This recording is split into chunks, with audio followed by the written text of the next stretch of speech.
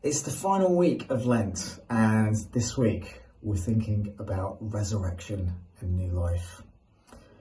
I've often wondered what it might have been like for the people that aren't recorded in the biblical account of that first Easter weekend, particularly the angels. And there's a story by Bob Hartman where an angel talks about what it was like on that Good Friday as Jesus was being crucified on the cross. It goes something like this. There were thousands of us waiting on the edge of heaven for the signal to come so that we could go and take Jesus off the cross and bring him back home. But that signal never came. The sky turned dark. Jesus breathed his last breath and committed his spirit into his Father's hands. His body was taken down off the cross and he was buried in a tomb. Because it was the Sabbath, they weren't able to embalm his body. It was just put in there until Sunday morning. Saturday was silent. People living in fear and uncertainty. But then Sunday morning, as the sun reached its finger over the horizon, the ground shook.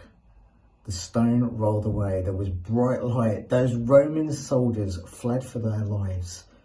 And some of Jesus' closest friends came to that garden tomb, hoping to embalm his body with spices.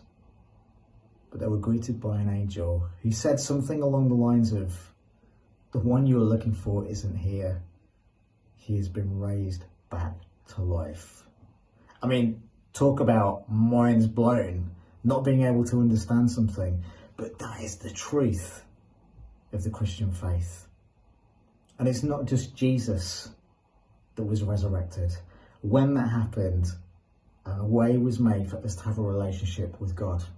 And so this Holy Week, I want to challenge you to ask God to search your heart and show you if there's something that you maybe need to die to so that he can resurrect or restore something in your life. It might be an unhealthy habit. It might be a relationship that isn't doing you any good. It might be some kind of addiction or some kind of pastime that stops you from spending quality time with God. Take some time this week to really think about whether there's anything in your life that's stopping you grow into a resurrection, new life with God through Jesus.